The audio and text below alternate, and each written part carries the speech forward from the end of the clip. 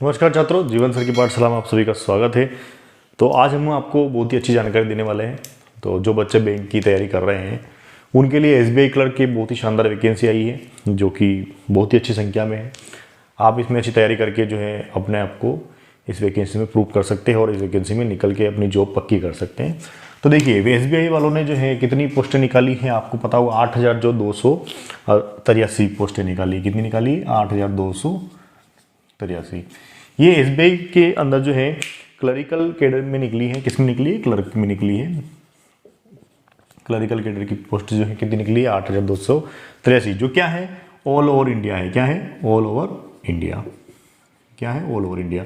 तो जो भी कैंडिडेट है या जो भी परीक्षार्थी हमारा जिस स्टेट में रहता है उसके अनुसार वो अपनी वैकेंसी देख ले।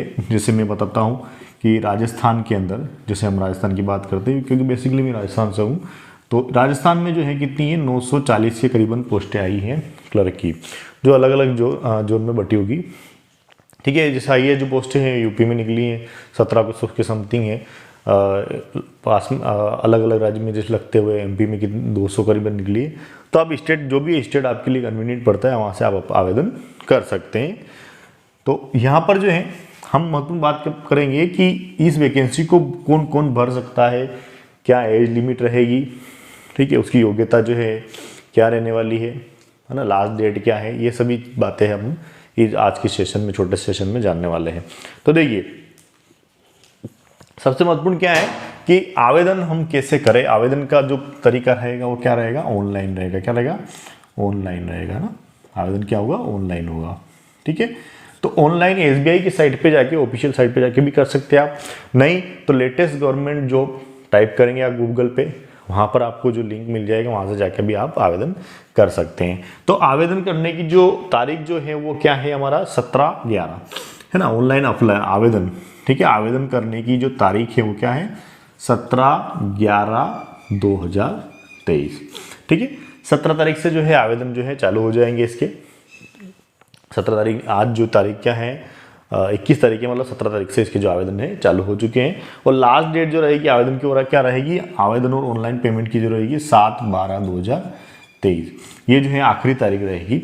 तो सबसे पहले क्या है? ऑनलाइन जाना है आपको, एसबीआई की साइट पे जा सकते हैं, है ना, लेटेस्ट गवर्नमेंट जॉब की साइट पे जाके वहाँ से भी आप उसके लिंक के थ्रू जा सकते हैं। वहाँ पर जो आप क्लिक करेंगे पहला ही ऑप्शन खुलेगा लेटेस्ट गवर्नमेंट जॉब की, इसमें पहले वाले पे आपको क्लिक करना है। वहाँ पर आपको नीचे नोटिफिकेशन के बारे में भी जानकारी मिल जाएगी और ऑनलाइन अप्लाई के बारे में भी जानकारी मिल जाएगी, वहाँ से आप सीधा भी जा सकते हैं।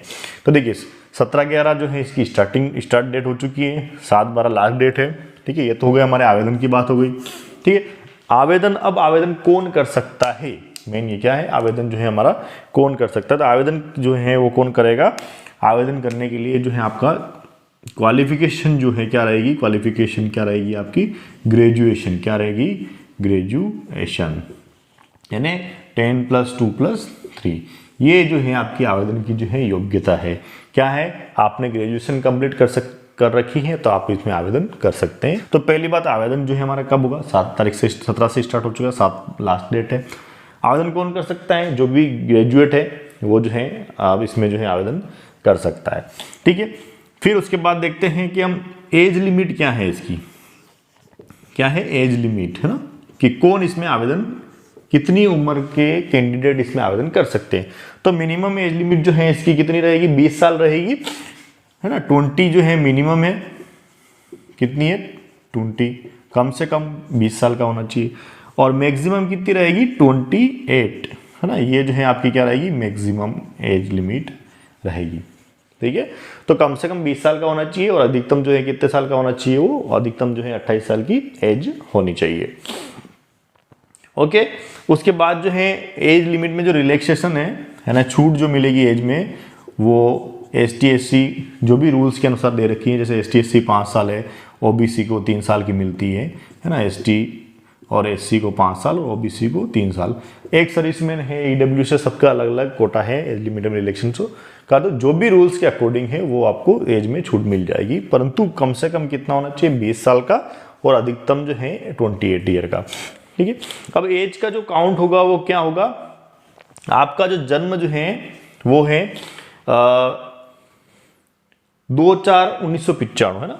जो काउंट का था, मतलब जन्म जो है आपका जो बर्थ है वो 2/4/1995 से पहले नहीं हो, पहले नहीं। ओके, यानी आपका जन्म जो है 2/4/1995 से पहले का नहीं होना चाहिए।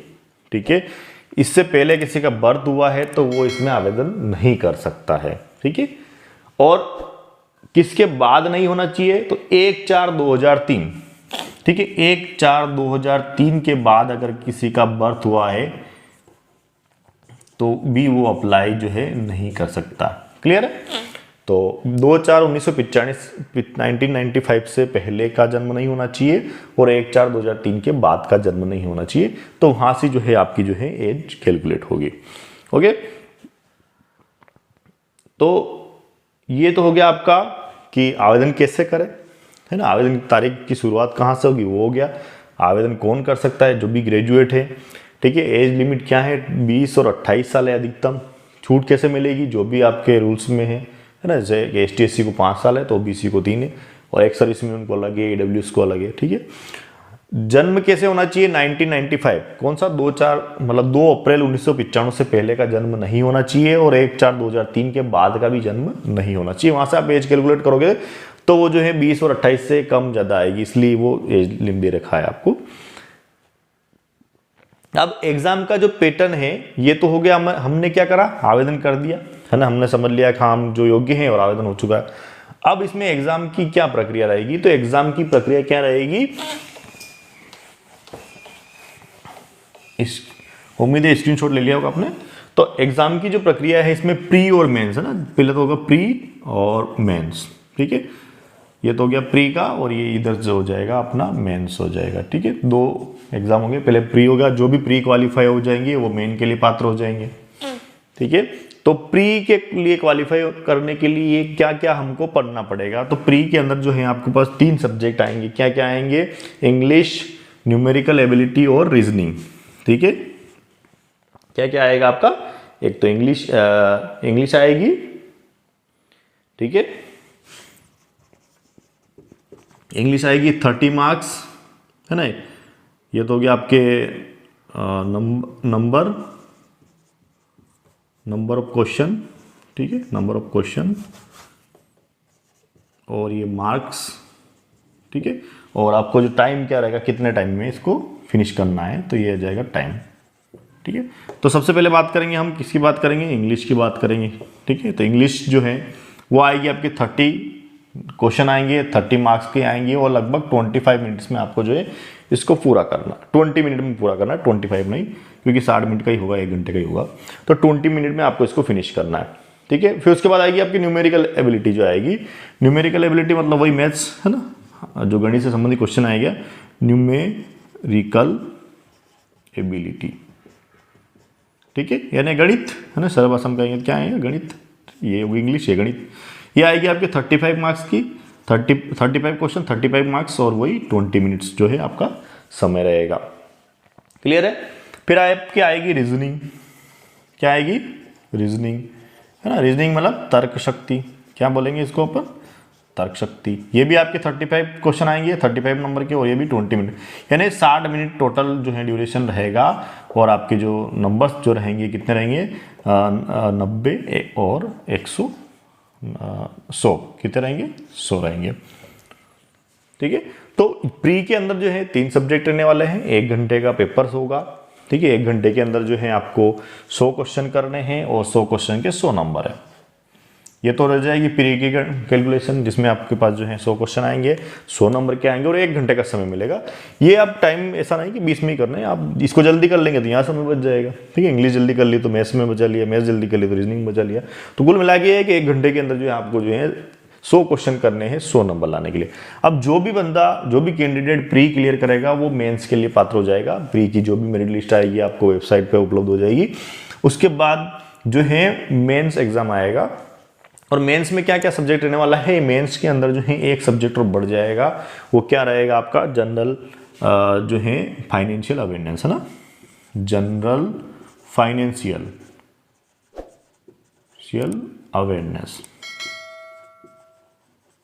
ठीक है, ये बढ़ जाएगा एक सब्जेक्ट और बाकी आपके जनरल इंग्लिश, क्वांटिटी और रीजनिंग के साथ एक जो है, ठीक है, उसके बाद जो है आपकी क्या रहेगा, उसके बाद जो है क्वांटिटी आ जाएगा, है ना, इंग्लिश तो रहेगी, ठीक है, ये तो क्या पहला, उसके बाद जो है आपके इंग्लिश रहेगी, ठीक है, फिर आपके रहेगा क्वांटिटेटिव